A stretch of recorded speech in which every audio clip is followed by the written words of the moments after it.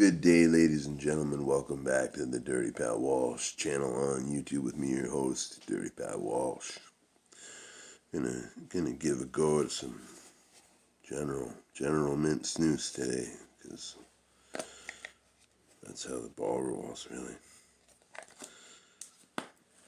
I really like General Mint snooze. It's really good. I like all the Generals. We used to be able to get those in Canada here. We used to be able to get General White Portion and something called General Titanium, and they were basically like a white portion, but they were a little stronger, a little spicier, and the paper, the sack was pure black. They were really cool looking. They were like a black white portion, all fanned out in the can. Oh, it's really cool. Yeah, cheers. So yeah, I've been thinking a lot about this paranormal stuff, and things I've done with it, and experiments I've played on things and how they work. I'm going to tell you of a really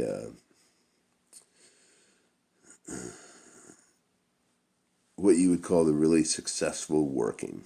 Okay, now working is basically doing like a magical action to throw your intent out into the universe, right? Now the thing is you really have to want the desire for the outcome has to be very, very strong, you know.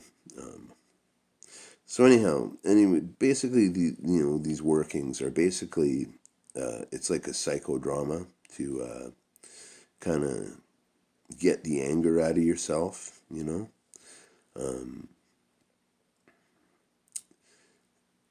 If I have time, I'm going to tell you 2 experiences actually I've had.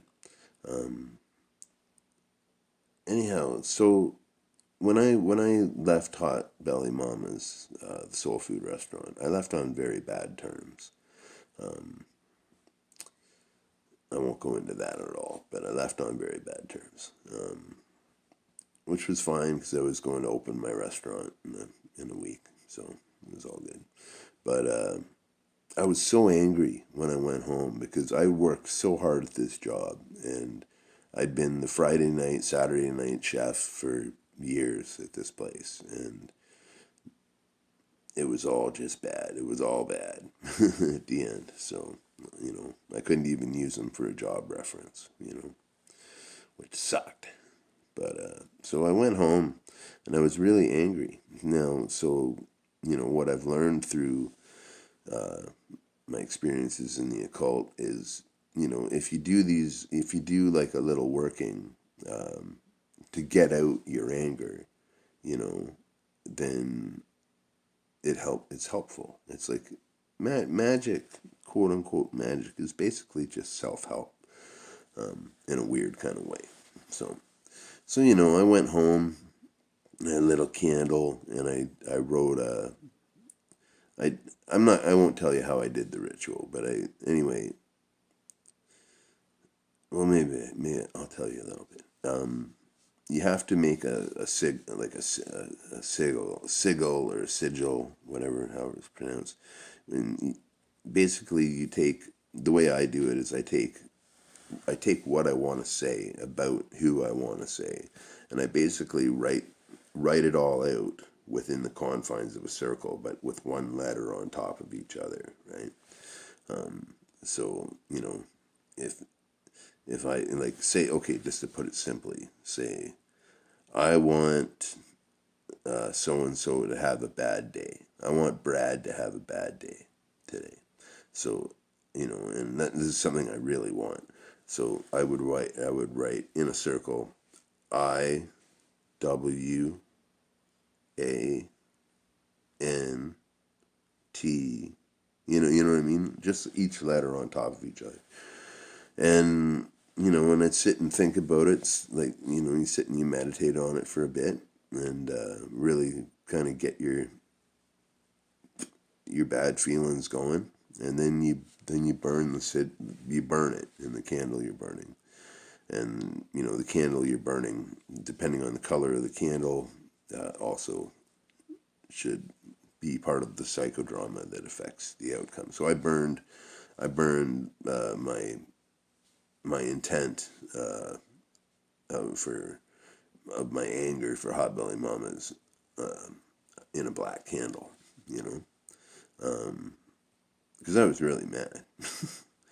um, so you know, and to put that comparatively, let's say I was romantically attracted to somebody, and I really really wanted them in my life, and my only hope at this point would be to throw myself a little magical ritual to get my feelings out to the universe. So I would write my intent on a little piece of paper and burn it in a red candle, because red equals like lust and love and stuff like that. Black equals it's like the death candle. But anyhow, so a lot of people who I work with, who are friends of mine, they know this about me. They knew that I was into this kind of stuff, and took it very seriously, And I don't, I'm not a goth. I'm not like anything like that. It's just I have an interest and a knowledge in the occult. So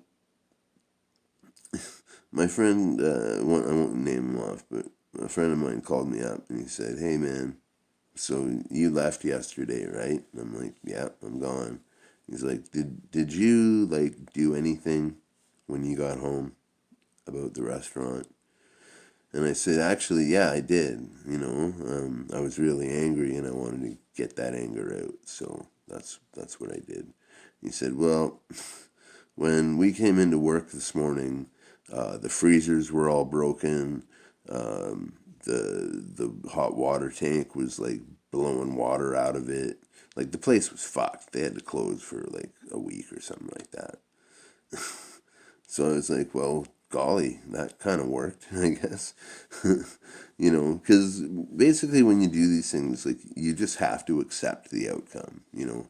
And a lot of it is, like if like say like when I talked about the romantic thing, like I could throw that little ritual, but that would mainly be to get my courage up to go pursue that and put in the legwork to try to pursue that. You know what I mean?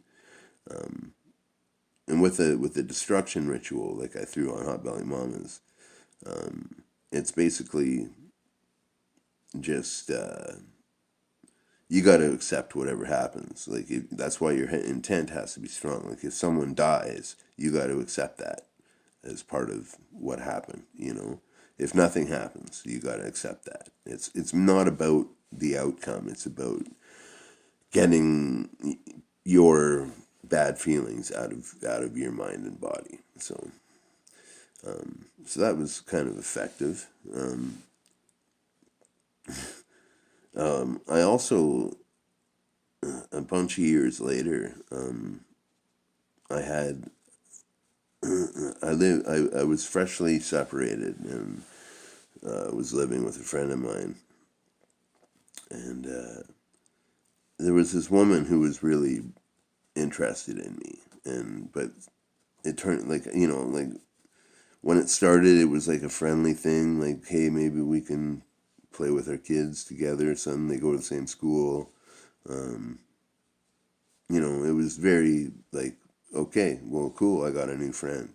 I wasn't looking for a girlfriend at that very moment. But she, anyway, it turned in like she started trying to act like my girlfriend, and trying to be sexual with me when I was totally not into that at all, you know. And so I was like, I kind of called her my stalker, like I had a job at the pasta shop. She used to send me flowers to work. It was weird. And she was married too. And, anyhow, so I was so sick of it. I could go on about this person forever, but I was so sick of it. I did a little magic thing. I was like, I need this person out of my life, and I won't. I did some other different things with this ritual, but it's too complicated to explain right now. But it was really strong working. It was like my intent was so strong because I just wanted this person out of my life so fucking bad. And anyhow, and they live just right around the corner from me, right? So anyhow, I'm leaving the house the next day, and I run into her on the street, and she just said, "Well, uh, I'm leaving today. I'm moving out to the Maritimes." And I was just, what? And I guess it's weird. I won't go into her personal relationship with her husband or anything like that, but yeah. Anyway, I don't know. Out of nowhere, they just decided to pack up and go and try to start this new thing out in Nova Scotia or something like that. So that was pretty effective, to throw this ritual and then less than 12 hours later find this out. That was pretty cool. So yeah, magic can be effective. Is it was that me doing that, or was that her making the plans to go do that? It doesn't matter. I got the bad feelings out of my body, and it turned out that she just left with Hot Belly Mamas. I got the bad feelings out of my body. That's all that mattered to me, and out of my head and all that. And the place was trash the next morning. you know, it's interesting stuff. Basically, when you throw a magical working, you just have to accept the outcome.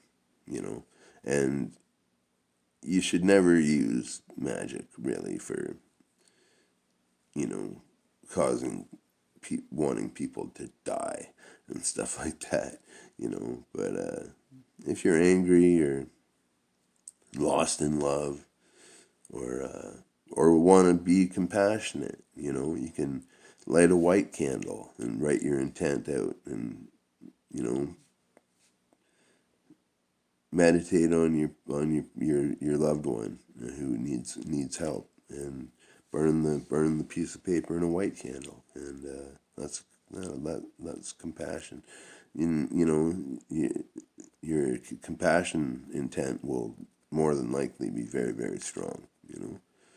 It's interesting stuff to play with. The human mind, I don't look at it as like a good versus evil thing. It's just exploring the human mind. There's so much we don't know about what's in here. There's so much of your brain that's untapped, uncharted territory. And I'm just too curious to not try to look into that a little bit. So, Mr. Spooky Holler asked me a question about what's the scariest thing I've ever seen. Now,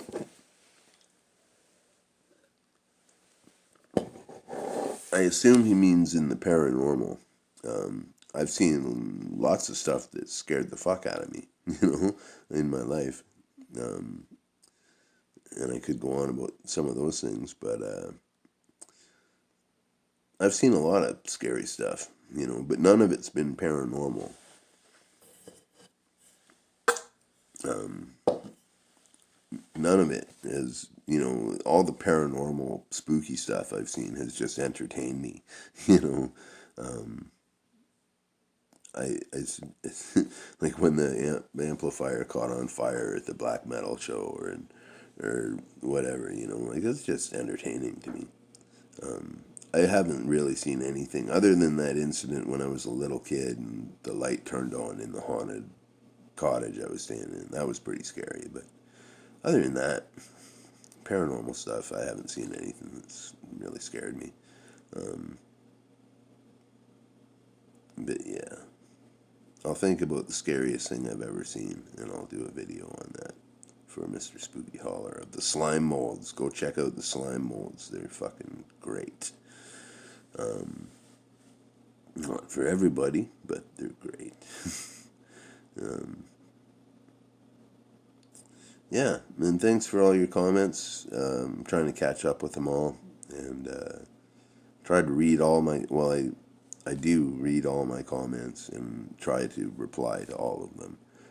And if I miss you, it's just oversight. And I will often go back. Like I replied to a comment that Cope Dipper 76 left me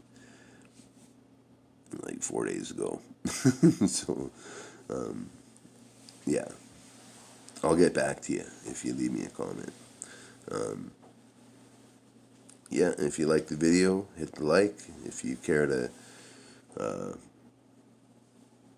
see more of my content, hit subscribe. And it's a pretty random ass channel I run here. But if you like blues music and if you like trashy blues music, and you like hearing long-winded stories about things that have happened, welcome to the channel, everybody. All right, be well. Have a fantastic day. I will talk to y'all soon. Bye. Welcome back to the Dirty Pat Walsh channel with me, your host, Dirty Pat Walsh, ladies and gentlemen.